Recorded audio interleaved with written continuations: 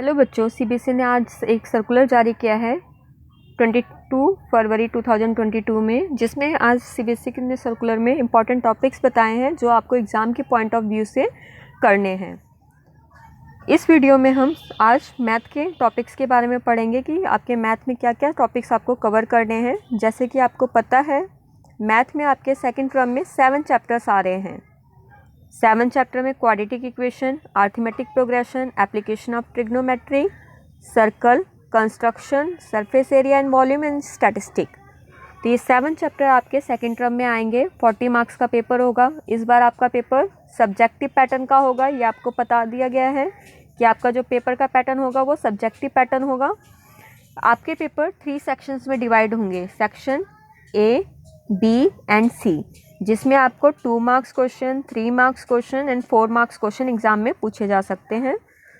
तो इस वीडियो में हम चैप्टर 4 के क्वाड्रेटिक इक्वेशन के इंपॉर्टेंट टॉपिक्स में पढ़ें। तो आपको standard form of quadratic equation आनी चाहिए, जो कि क्या होती है, ax² plus bx plus c। इस फॉर्म में इक्वेशन को लिखना आना चाहिए। देन इसके रूट्स निकालने में 2 मेथड आपको यूज़ करने हैं, फैक्टराइजेशन मेथड यानी गुणनखंड विधि, और दूसरा आपको डिस्क्रिमिनेंट मेथड इस्तेमाल करना है यानी द्विघात समीकरण विधि। सेकंड, रूट्स निकालने के बाद आपको रिलेशन पता होने चाहिए, रिलेशन बिटवीन डिस्क्रिमिनेंट यानी डी की वैल्यू निकालनी आनी चाहिए। थर्ड में आपको बोला गया डी निकालना आना चाहिए। डिस्क्रिमिनेंट क्या होता है, b² माइनस 4ac। अगर ये 0 से बड़ा आता है तो nature of root real and distinct, 0 के इक्वल आता है तो इक्वल रूट्स, 0 से लेस देन यानी नेगेटिव में आता है डी की वैल्यू तो उसमें आप कोई आंसर नहीं निकालते, यानी no roots, no real roots. उस केस में कोई रियल रूट्स नहीं होते हैं। तो ये 3 टॉपिक आपको कवर करने हैं चैप्टर 4 में। देन आता है अरिथमेटिक प्रोग्रेशन। एपी के बारे में अगर हम करें तो आपको सारी एक्सप्लेनेशन सिंबल्स पता होने चाहिए। जैसे ए क्या होती है, फर्स्ट टर्म ऑफ एपी, तो ये आपको पता होना चाहिए। ए क्या है, फर्स्ट टर्म एपी में। डी क्या होता है, कॉमन डिफरेंस, जो हम a2 माइनस a1 करके निकालते हैं। एन क्या होता है, number of terms, an nth term, Sn जितने भी टर्म्स हैं उनका योग यानी सम ऑफ nth टर्म। तो आपको nth टर्म निकालनी आनी चाहिए एंड Sn निकालना आना चाहिए। 2 चीज़ें यहाँ पर हैं, nth टर्म फाइंड आउट करना एंड Sn फाइंड आउट करना। तो ये आपके एपी के टॉपिक्स होंगे जो कवर करने हैं आपको। Application of trigonometry, third chapter आपका क्या है, ट्रिग्नोमेट्री की एप्लीकेशन, जिसमें आपको angle of elevation, angle of depression and line of site, in terms के बारे में पता होना चाहिए कि एंगल ऑफ एलिवेशन क्या होता है, जो कोण नीचे की तरफ बनता है वो एंगल ऑफ एलिवेशन। डिप्रेशन, जो ऊपर की साइड कोण बनता है उसको डिप्रेशन बोलेंगे। एंड लाइन ऑफ साइट मतलब जिस लाइन से हम देख रहे हैं। Draw figure according to the question, figure को ड्रॉ करना मेन है। आपको फिगर ड्रॉ करनी आनी चाहिए कि आप किस तरह से फिगर ड्रॉ करेंगे। देन उसमें tan का फॉर्मूला लगाना है या साइन का लगाना है, तो वो आपको चेक करना होगा। तो आपको सारी टर्म्स आनी चाहिए। मेन चीज़ है फिगर बनाना आना चाहिए आपको। Next chapter number 4, circles. Circle में आपको tangent from an external point to a circle, एक ये थ्योरम है जो आपकी मेन थ्योरम है इस चैप्टर में, जिसके बहुत चांसेस होते हैं एग्जाम में पूछे जाने के। तो ये थ्योरम आपको आनी चाहिए कि एक्सटर्नल पॉइंट, किसी भी सर्कल से एक्सटर्नल पॉइंट पे अगर हम टेंजेंट ड्रॉ करते हैं तो दोनों इक्वल होंगे। Second, tangent is perpendicular to the radius, ये सेकंड थ्योरम है कि कोई भी रेडियस अगर हम ड्रॉ करते हैं तो टेंजेंट और रेडियस के बीच का डिस्टेंस क्या होता है, 90 डिग्री। तो ये 2 थ्योरम्स है जो मेन है इस चैप्टर में। ये 2 थ्योरम्स आपको आनी चाहिए सर्कल चैप्टर के अंदर।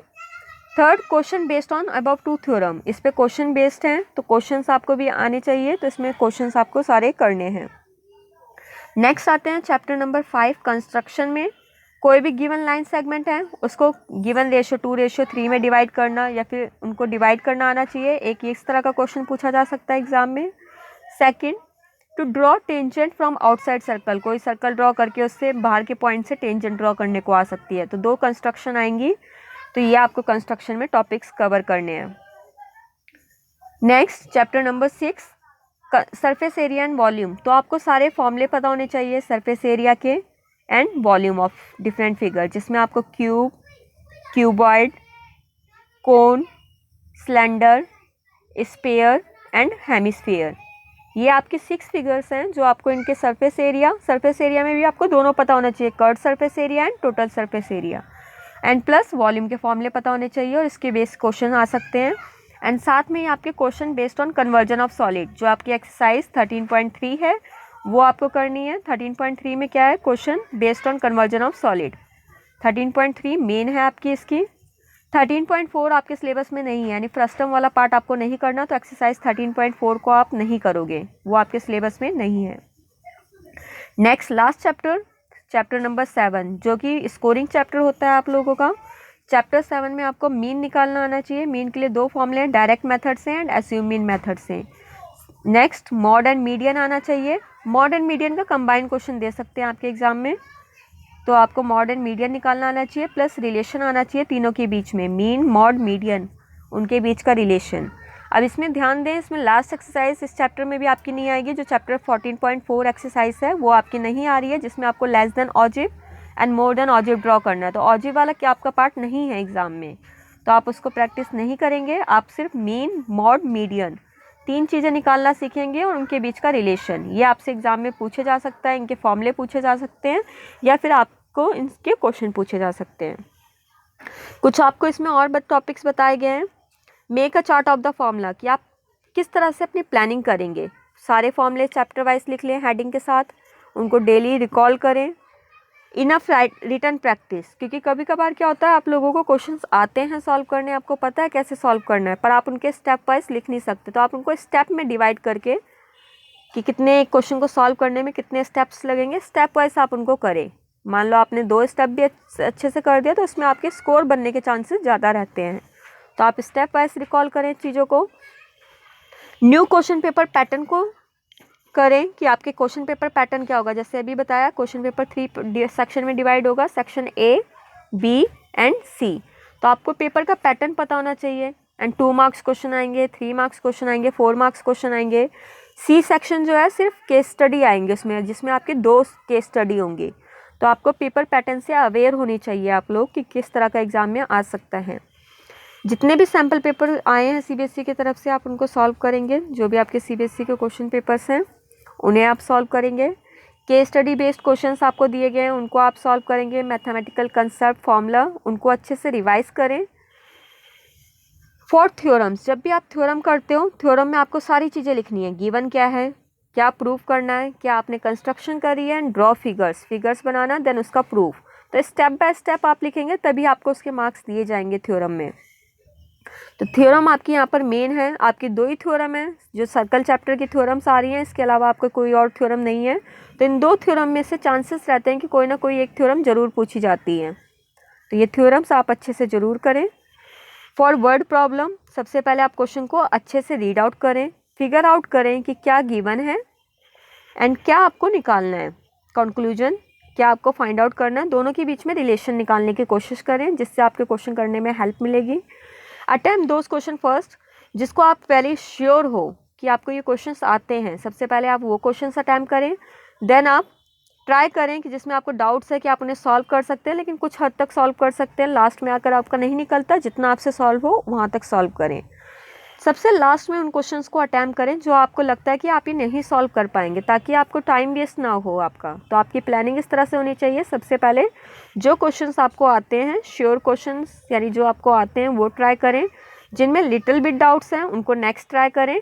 जिनमें आपको लगता है कि नहीं, तो उसमें एटलीस्ट कम से कम आप गिवन पार्ट, क्या फाइंड आउट करना है, क्या फॉर्मूला यूज़ होगा, वो चीज़ें लिख कर आ जाएँ। एक और चीज़ जो सीबीएसई ने यहाँ पर बोला है कि कोई भी क्वेश्चन आप अनअटेम्प्ट मत छोड़ें। अगर आप क्वेश्चन लिखते हैं, एटलीस्ट आप उसमें गिवन क्या है, फिगर बना सकते हैं तो और भी अच्छा होगा, आप उसमें फिगर बना दें। गिवन पार्ट लिख दें, क्या निकालना है उसको आप लिख दें। थोड़े बहुत आप उससे रिलेटेड फॉर्मूले लिख दें, तो उसके आपके चांसेस रहते हैं कि आपको क्वेश्चन अटैम्प्ट करने के हाफ मार्क्स 1 मार्क्स मिल जाते हैं, या बाई चांस अगर क्वेश्चन मिस्टेक होती है तो उस केस में आपको फुल मार्क्स मिलते हैं। तो कोई भी क्वेश्चन आपको अनअटेम्प्ट नहीं करना है। तो इस तरह से आप अपनी प्लानिंग कर सकते हैं, एग्ज़ाम के लिए फोकस कर सकते हैं। और ये आपका सिलेबस जो ये टॉपिक्स हैं, इनको ध्यान से एंड अच्छे से सारे टॉपिक्स आप कवर करें सेकेंड टर्म में।